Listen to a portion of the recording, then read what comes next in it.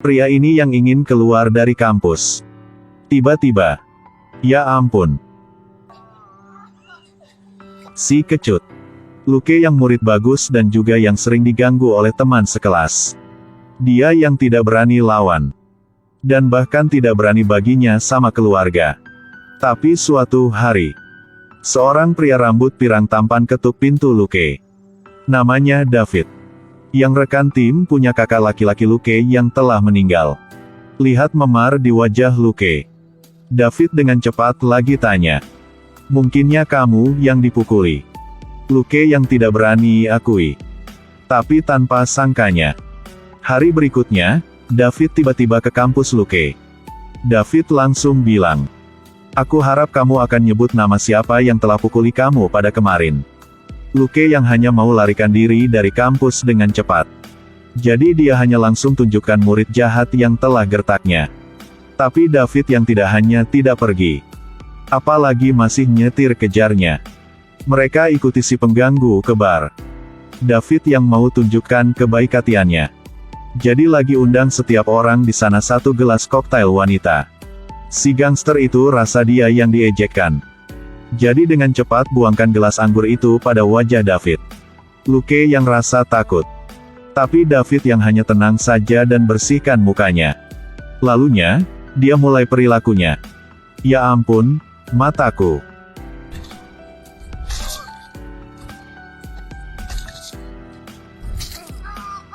Hanya beberapa menit. Kelompok si gangster itu harus berbaring di tanah. Saat sampai rumah, David yang bilang sama Luke. Kalau tidak mau diganggu. Jadi harusnya lebih kejam daripada mereka. Besoknya, satu si pengganggu yang lagi-lagi temukan masalah sendirinya. Luke yang tidak bilang apapun. Lagi berbalik dan pukulnya satu pukulan yang keras. Yang ini masih lawan.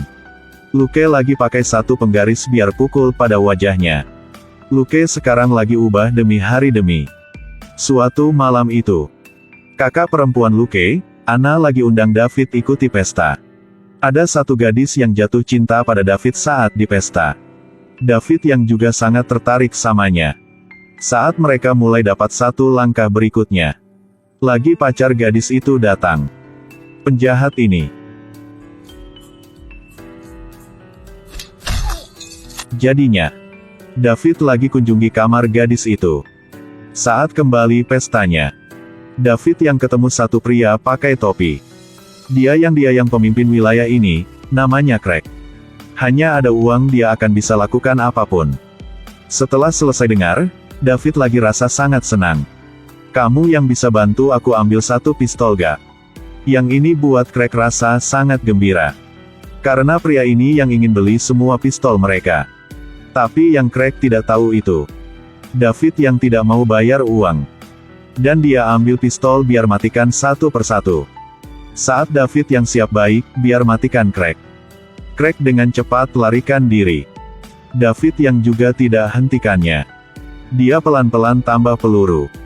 Lalunya pelan-pelan balik.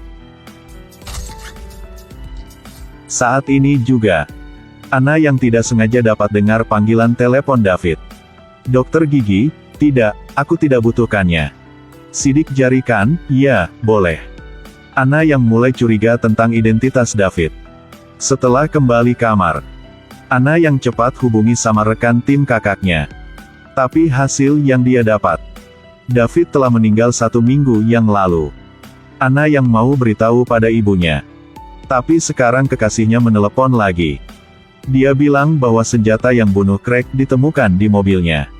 Apalagi tidak ada sidik jari apapun. Dia yang disalahkan. Dengar tentang sidik jari.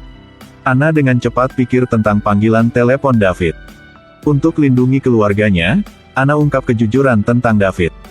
Tapi David yang telah ada persiapan dari awal. Dia buang name tag-nya keluar. Bilang dia yang sedang dalam misi rahasia. Setiap kali misi berakhir, tentara akan gunakan segala macam alasan untuk bicarakan keberadaannya. Setelah dapat dengar semuanya, ayah Anna yang pilih percaya sama David. David yang masuk kamar Anna bilang dia akan pergi pada beberapa hari berikutnya. Jadi minta Anna akan tidak berikannya masalah apapun. Lihat mata David. Anna yang setuju. Tapi besok harinya, Anna yang ketemu adik laki-lakinya, Luke. Dia harap Luke dapat bantunya kumpulkan bukti pembunuhan David. Tapi Anna yang tidak tahu, Luke telah anggap David sebagai idolanya. Dia lagi beritahu David semua rencana kakaknya. Luke dengan naif pikir, David akan sakitkan keluarganya. Wanita ini sedang jemur. Sekelompok orang berpakaian hitam dengan senjata lagi muncul. Mayor Carver tanya apakah dia pernah ketemu orang ada di dalam foto itu.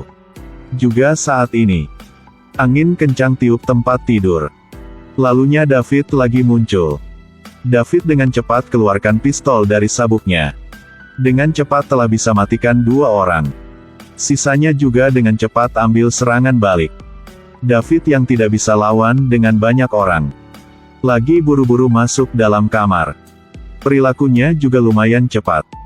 Tapi masih dapat peluru di pahanya. David yang selesaikan lukanya dengan cepat. Lalu keluarkan senjatanya dari bawah tempat tidur. Sekarang 2 orang yang berbaju hitam mulai serang di sini. Tapi mereka bukan musuh David. Lagi diselesaikan olehnya. Biar hentikan David. Orang-orang di luar mulai gunakan api. David rasa tidak enak. Langsung terbang keluar dari kamar. Dia rangkak di tanah perlahan bergerak. Kebetulan lagi ketemu Ibu Anna yang siap laporkan polisi. Jadi dia gunakan pisau dapur untuk matikannya. Jeep David langsung keluar. Setelah bunuh beberapa orang di sana, dia dengan cepat bisa larikan diri. Mayor Carver lagi sangat marah. Lalu masuk ke mobil dan kejar David. David larikan diri di tengah jalan. Lalu ketemu ayah Anna di depan. Dia langsung tabrakan mobilnya kepadanya. Lihat pria dengan kekuatan terakhir yang tersisa. David yang juga tidak ada sedikit rasa kasihan apapun. Tapi tanpa sayang kirimkannya pergi dengan 1 tembakan. Lalunya, David maju ke arah restoran yang Anna kerja. Carter yang cepat antar Anna pergi. Ketika mereka berdua baru saja tinggalkan restoran, David juga telah nyampai. Setelah tahu Carter telah bawa Anna pergi, dia dengan marah, keluarkan pistol dan tembak pada gadis di depannya. Lalunya, dia lempar 2 granat. Biar bakarkan restoran ini. Pada saat yang sama, Anna juga ketahui identitas David. David subjek ujian dalam kedokteran militer. Dan juga versi yang paling sempurna. Tapi belum lama, David bunuh penjaga dan berlari keluar. Dia yang sembunyi identitasnya. Ubah penampilannya. Saat identitas David yang diungkapkan, dia akan bunuh semua orang yang terkaitnya. Tapi sekarang, dia telah bunuh orang tua Anna. Saat ngomong, Carter dan Anna telah nyampai kampus Luke.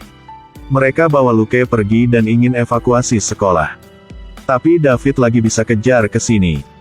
Setelah Carter hanya tersisa dirinya sendiri, David dengan cepat ambil perilaku. Carter yang juga harus meninggal di sini. David ikuti noda darah biar kejar Anna. Tapi di tengahnya diserang oleh Anna. Anna yang tidak nyerah, dia mau tambah 1 peluru. Tapi David lagi serang Anna.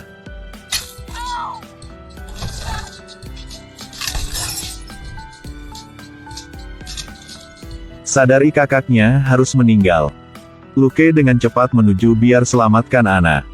Bocah itu pakai pisau lagi tusuk dengan keras pada hati David. Akhiri hidup yang penuh dengan kejahatannya.